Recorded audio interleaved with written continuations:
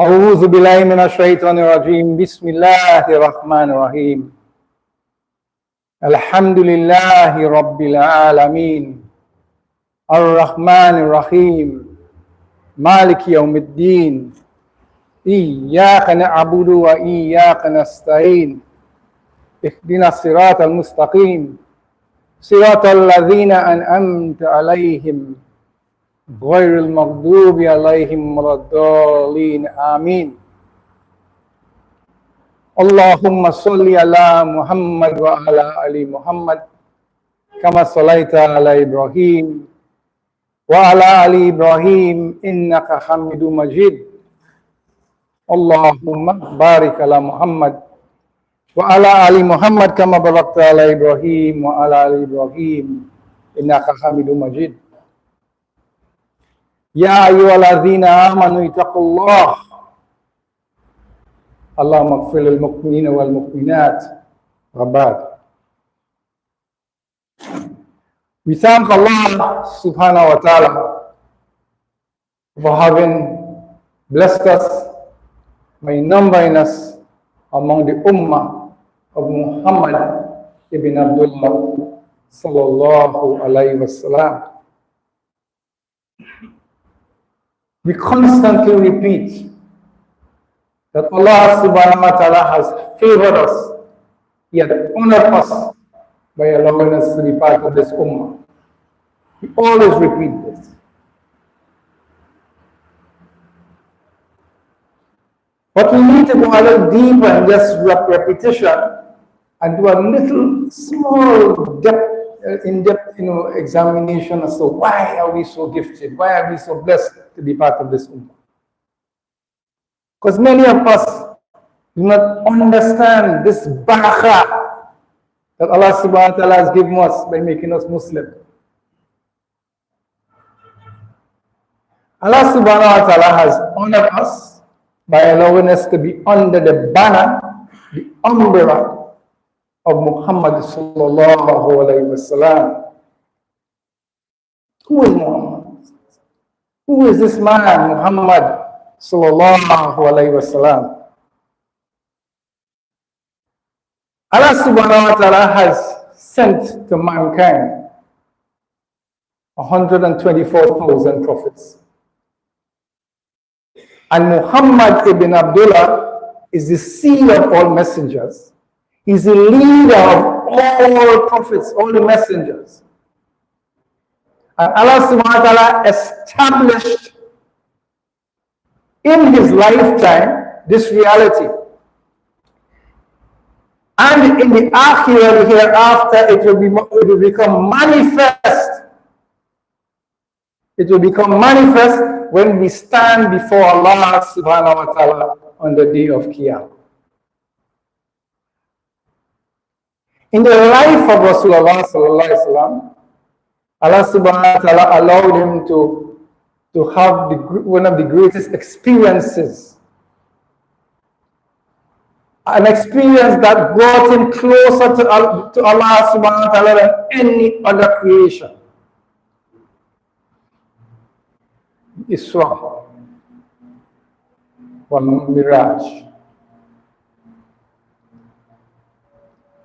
This experience is where Allah subhanahu wa ta'ala took Muhammad sallallahu alaihi wasallam and took him into his presence.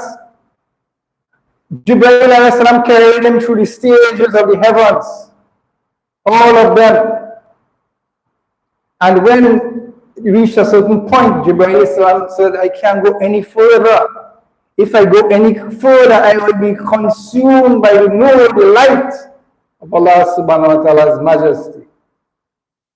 I can go no further. You proceed. You proceed. And Muhammad sallallahu alaihi wasallam went closer than any other creation, whether they were angels, prophets, whoever else, to Allah subhanahu wa ta'ala. And every time the adhan is made, there is a mas'un dua that we should recite, asking Allah subhanahu wa ta'ala to grant Muhammad sallallahu alaihi wasallam something called al-wasila. It's something that people, little children, everybody recited. When all mankind stand before Allah subhanahu wa ta'ala on the day of judgment, the day of judgment would be so difficult that people would be standing there waiting for this judgment. So at one point they would go to all the different, they'll go to Adam alayhi salam, and Adam, they ask him, your father, ask Allah subhanahu wa ta'ala to start the proceedings so we could move forward, because it's so difficult this day of Qiyamah.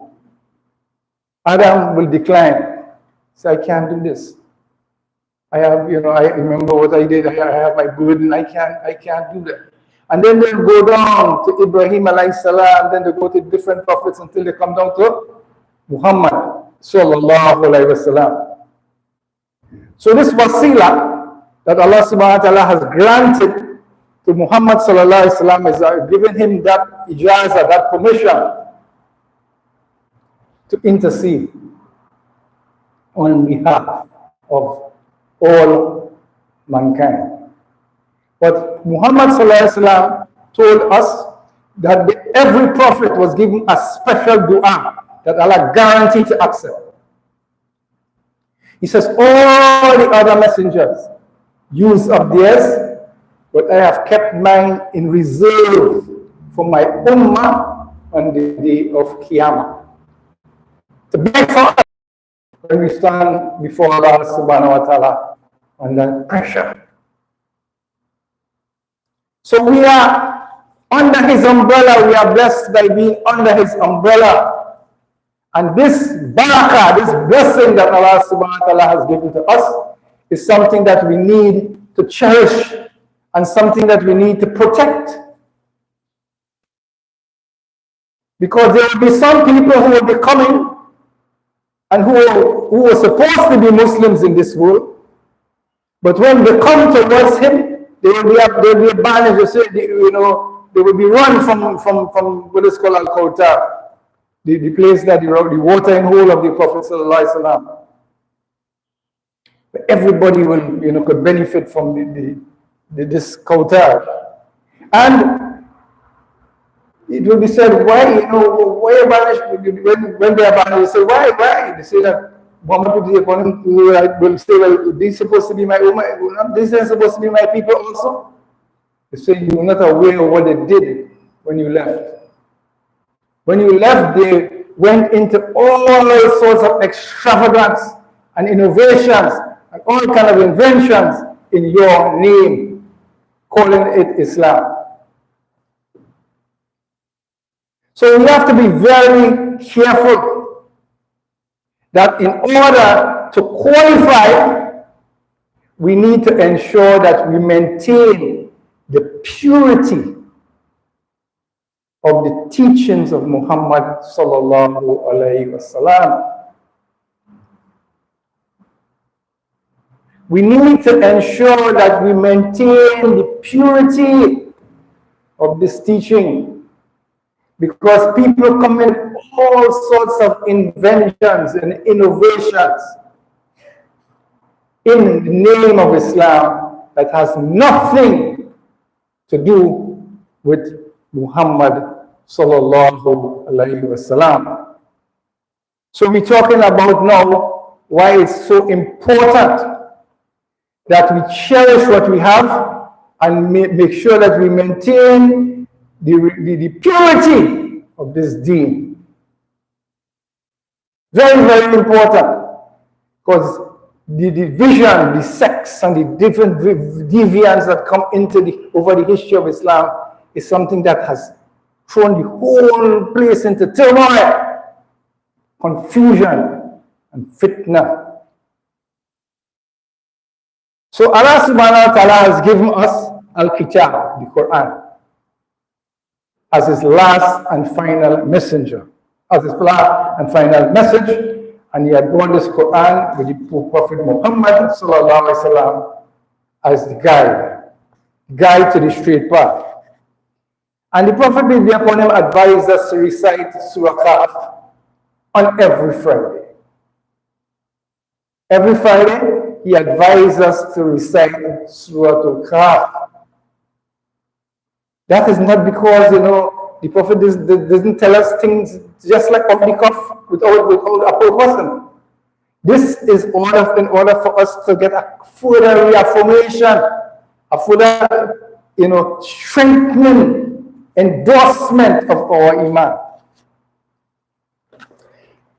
Surah Kahf begins, Bismillahirrahmanirrahim, when Allah subhanahu wa ta'ala says, all praise is due to Allah, who has sent down upon his servant the book and has made therein no deviance.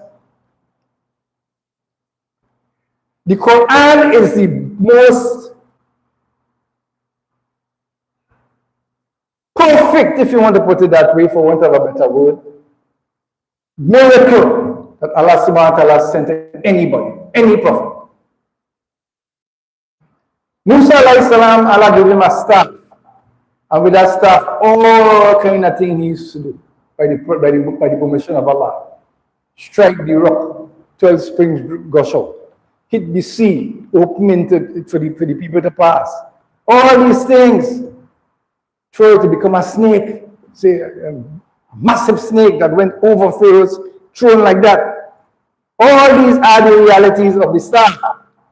Isa alayhi salam, given all different things, speak as a baby in the cradle, speak as all these things Allah subhanahu wa ta'ala gave him, raise the dead, cure the blind, all these things he was given. But none of them was given what Muhammad sallallahu alayhi wa sallam was given. Sulaiman alayhi salam was given power to control the wind, every animal, the jinns, everything was under his army.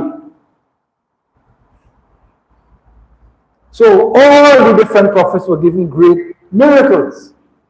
But the Quran that was given to Muhammad sallallahu alayhi wa sallam remains the most comprehensive and the most, in-depth miracle until the end of time. Who were not present when Moses split the Red Sea? They didn't experience that. Who wasn't there when Sulaiman, could have done all these different feats with all these different jinns and armies and so on? Who were not there didn't benefit from that miracle. But for all of mankind, until the day of Qiyamah. The Quran remains a living, continuous miracle for all who are yet to be born. All who have already died, but all who are yet to be born, the Quran is relevant to their lives. So today, all these big scientists and them now start to get a little peep into the Quran, the miracles into the Quran, about us, the space, about the universe, and about this, and about every form of creation, you name it. They're now getting a little glimpse, a little light into the reality of the Quran, of Kitab that was revealed to Muhammad sallallahu alaihi wasallam more than 1400 years ago. There was no technology, no medical devices to show the stages of pregnancy in a mother's womb. From the sperm, go back to all the different phases until it becomes a living creation, until it becomes complete and born. And the Quran has detailed the ways of everything in detail, everything in detail. You can't go into all the details all the time. So all these miracles are there for us to endorse our iman, to strengthen our iman as we go forward in our lives. So Allah subhanahu wa ta'ala has given us the Quran. He has given us the life of Rasulullah sallallahu alaihi wasallam, which is the perfect example for any human being to live by. The code that Muhammad sallallahu alaihi wasallam has laid down, perfect code. That is why you have these certain people called the Orientalists. They have taken upon themselves to try to create lies and misinformation about Rasulullah sallallahu alaihi wasallam. So they went throughout history writing and documenting lies and saying this and saying that. Recently I saw, you always have to be talking about these people. A young, he's so young again, probably early 50s now. American guy who grew up in the Noah Bible Belt, as it is called. So he grew up in an evangelical home. When he was 19, Allah opened his heart to Islam. But his father was a multi-millionaire. And his father was evangelical Christian and so on. So he said, so when his son came and told him, I'm a Muslim now, he said, what? You Muslim? He said, that can't work under my roof. He said, you have been disinherited unless you abandon the religion, this moon god, this thing where these people will be worshipping. He said, no, you don't understand. This is a different realization, So this young man, 19 years, was given an ultimatum: leave Islam or get disinherited. So he tells his father, he said, well, I can't leave this, my heart in this, I can't leave this.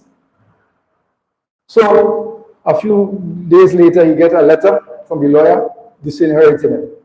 His inheritance, just his personal inheritance, was 600 million US, 600,000 US.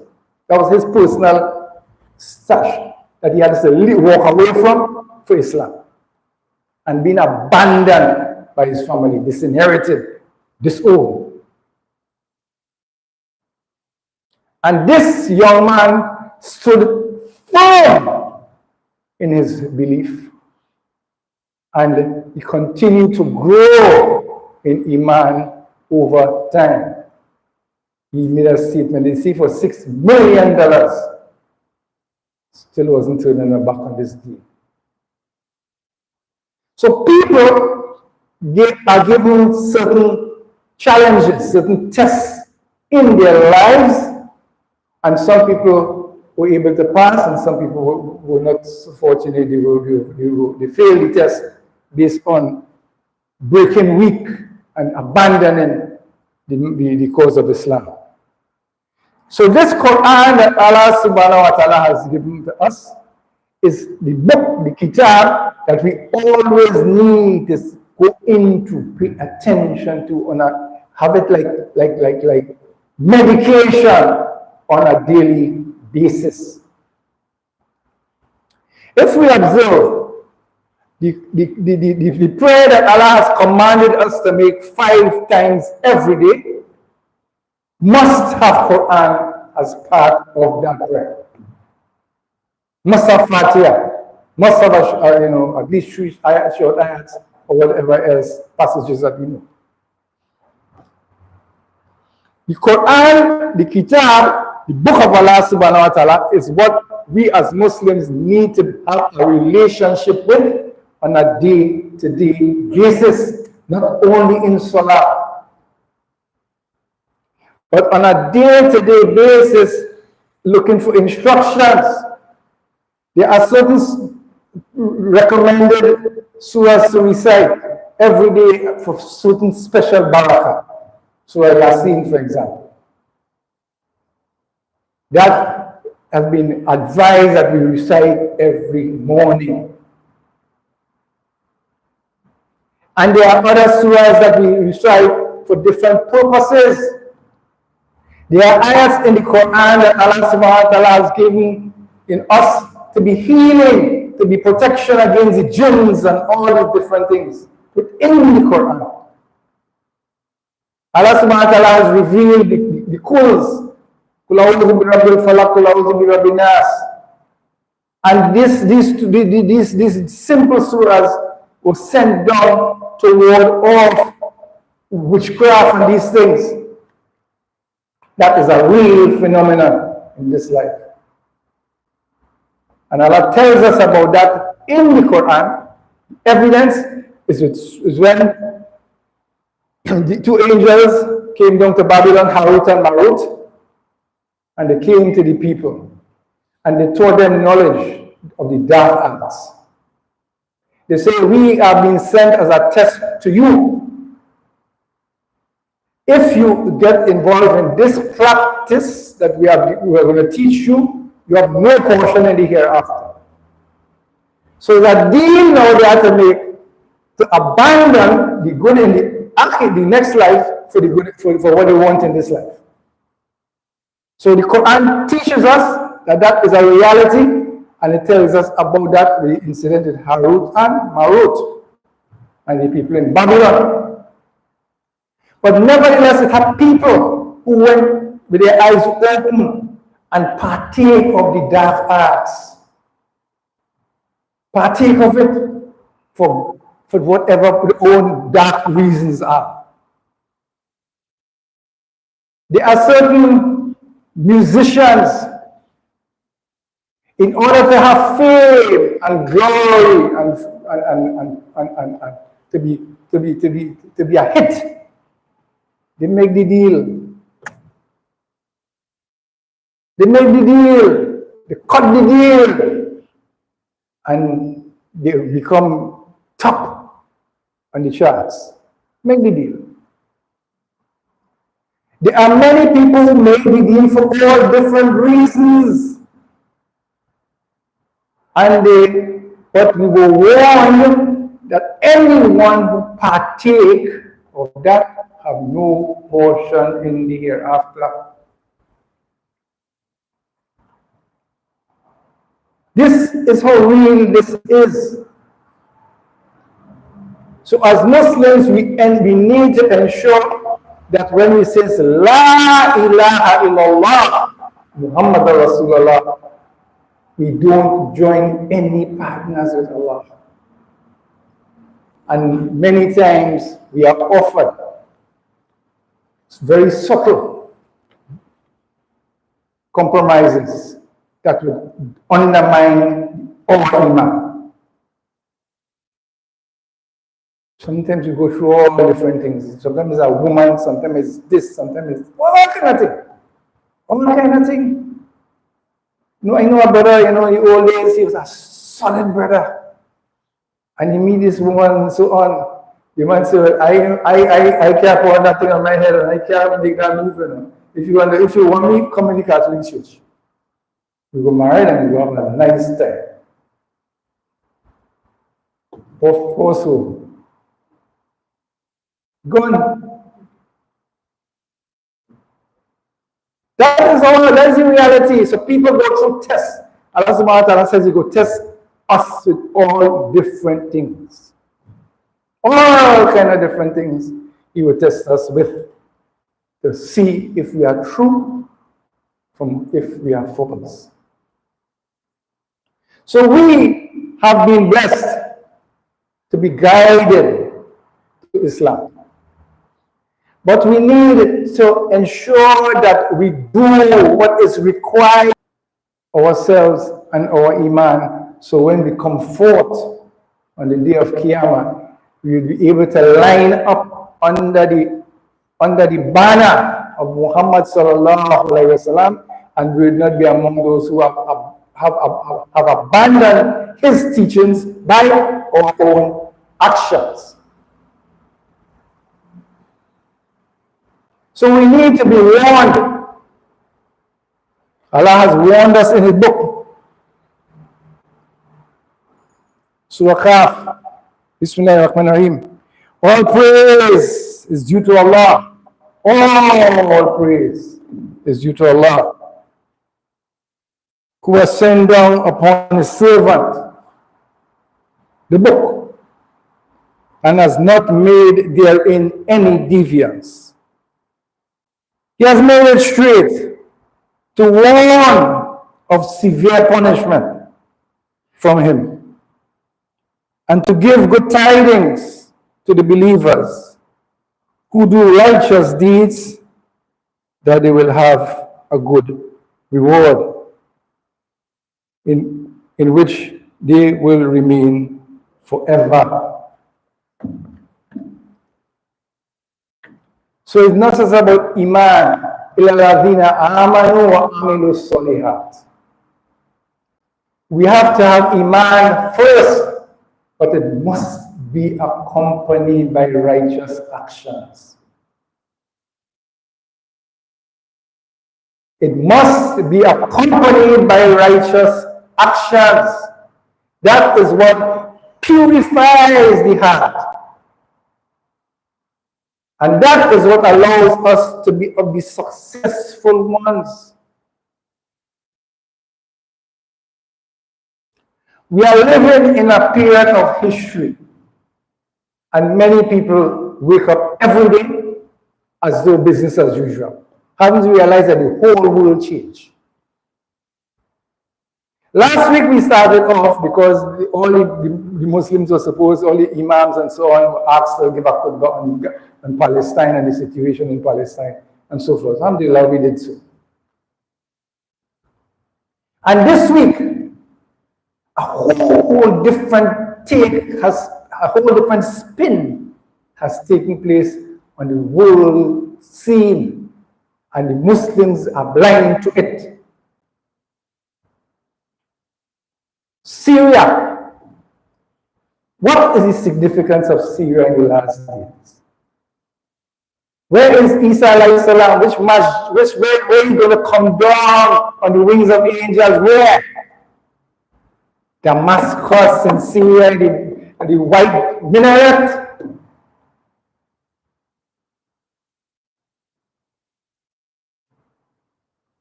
Al-Mahdi. You're going to be leading prayer. Right there, you're going to be leading the salah. But when Isa alayhi salam come down, you try to tell him, make room. Isa alayhi salam will say, no. I didn't come today to be no Imam. I have a role to play here. You lead the prayer. You lead the prayer. Syria. But the Muslims now are just, doing like, watching the world like if no, everything normal. Everything not normal, Muslims. Everything not normal. Just over the last few days, a force run through part of Syria like a dose of swords and just take over the whole of Aleppo. This morning they're reading where they take over our next major city, and they're just going like a roller, like a chain, like a choo-choo, going down the line, straight.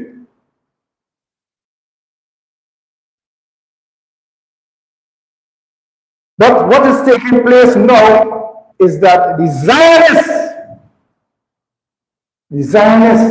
the objective is to establish the greater state of Israel. And they have the plan from the Nile to the Euphrates. From the Nile to the Euphrates. So the Euphrates is all in that area, and the Nile is in the next area. So these people about their business, so they were able, right now the world set, the place set in an order now, that the man who was in charge of Syria on the ropes, and the people who were defending him is people like who? Hezbollah. And these people were defending him over the last while. Over the last few years, about 10 years or so. What the Zionists did, they set up a bomb, a bomb to bust through about how much 100 feet below to go into bunker to kill the leader of Hezbollah, Nasrallah. That went on last month or a little before last month. They went into Hungary, the nation of Hungary, and buy a company that was making phasers, what they call the pagers, and walkie-talkies. Because Hezbollah was using that technology because they can spy on walkie-talkie. There are different technology. They can spy on your iPhone and things where you feel that in your pocket, your business on the road, and they don't even realize they know everything about you with the iPhone and the smartphone. The business on the road. So they were using the old system, pager, for use a long time, and walkie-talkie and things. They went and buy out the company and put within the phasers and within the walkie-talkies explosives, small portions, 20 kilo, 20, so a small portion of explosive. And they put it on the market in the places where these people used to go and shop, the Hezbollah people. They went and they buy walkie-talkie, everything. And they bring it and they spread it among the middle leadership. And at one day, they set off the trigger, which is the remote control, and everybody who have a phaser in them or have a walkie-talkie in them get mashed. So they were able now to disembowel the majority of the middle leadership and they kill the top brass. So they have these people now on the ropes. These are the people who were keeping them at bay from the greater plan, setting up this greater state of Israel. So they're looking now to Russia now, which was supporting them, the hands full in Ukraine, hands full in Ukraine. With all these things, America and Britain are then threatening to give these Ukrainians nuclear weapon and all the different kind of back. So they had them busy. So everybody busy, and these people run through like a dose of swords. Like when they're playing football, everybody marking a man, and the next man who off the ball, the man who running with the ball and go and score. The man who running with the ball to go and score. Because everybody marking you. So that man they're marking now, he's the man who can score that. So we had to look And we can't be stupid as Muslims. We have to be on the ball. We have to see what's going on, because Allah subhanahu wa ta'ala has given us akal, He given us intelligence, so we could see what is taking place.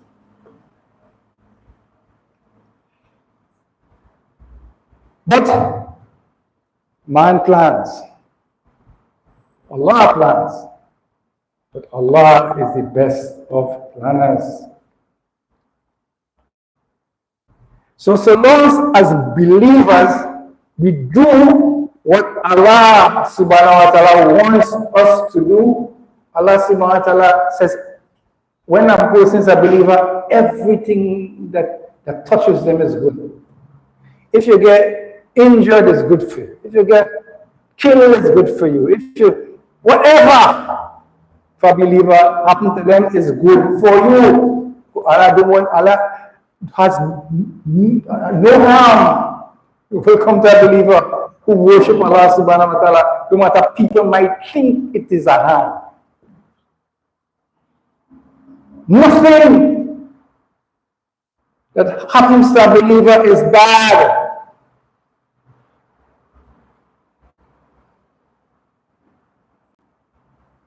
Allah subhanahu wa ta'ala has promised one of two: martyrdom or victory for those who go forward in His path.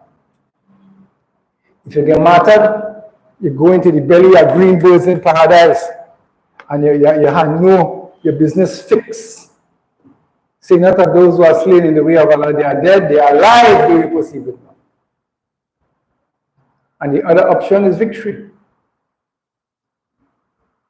This is something that, is another bad and another good, but that could carry the whole thing forward in a positive way. So we need to keep our eyes on the ball. And we cannot, as Muslims, pretend that everything is business as usual, because it is not business as usual. So we are part of this ummah of Muhammad ibn Abdullah sallallahu alayhi wasallam.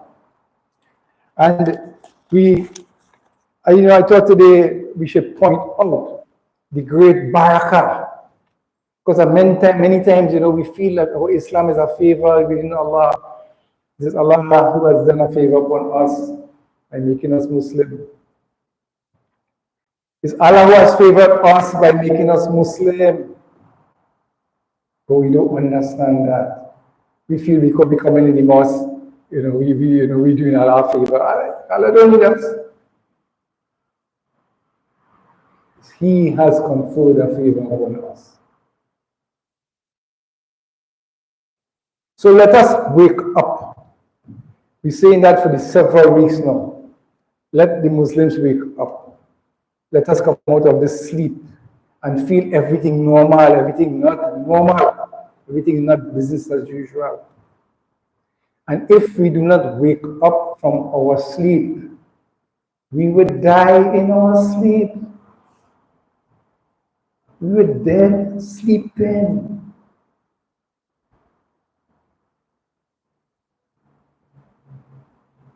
So I will talk because Allah subhanahu wa ta'ala put me on this minbar to talk. But I need, after talk, to show by example what Allah subhanahu wa ta'ala says to do, by doing good deeds. So we trying to see if we could bring the brotherhood a little closer. Bring brotherhood a little closer. So we used in the old days, we used to have a thing called the Saturday night session, where brothers used to come together and talk and get clear my head. Sometimes some of the older brothers are 2 o'clock in the morning and still in the mosque, talking, discussing, and all the different kind of things. That whole era, forget. Right now, everybody on their own scene. Everybody looking to see if we can eat our food here. After that, we meet hubs, like the house is good. We meet hubs. I make my salad, I make it in my house.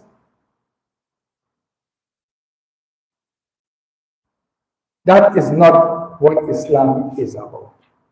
So inshallah, from tomorrow, from Maghrib, we are making an invitation to brothers. Sisters will be dealt with subsequently. The brothers come together.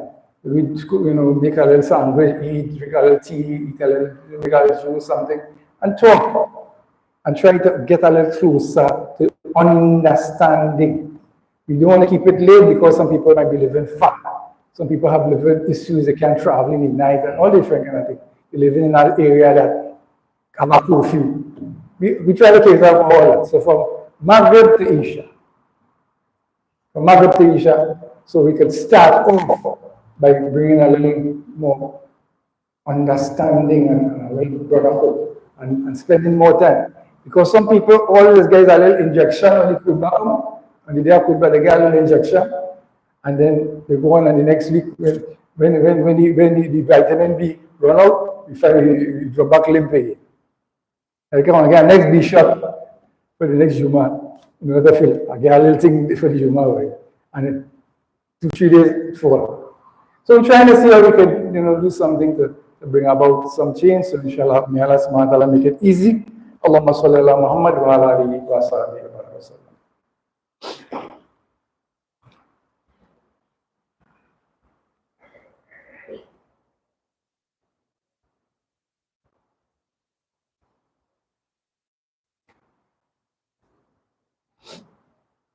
اللهم صل على سيدنا محمد الفاتح لما أغلق والخاتم لما سبق ناصر الحق بالحق والهادي إلى صراطك المستقيم وعلى آله حق قدره ومقداره العظيم سبحان ربك رب العزة عما يصفون وسلام على المرسلين والحمد لله رب العالمين وعلى الصلاة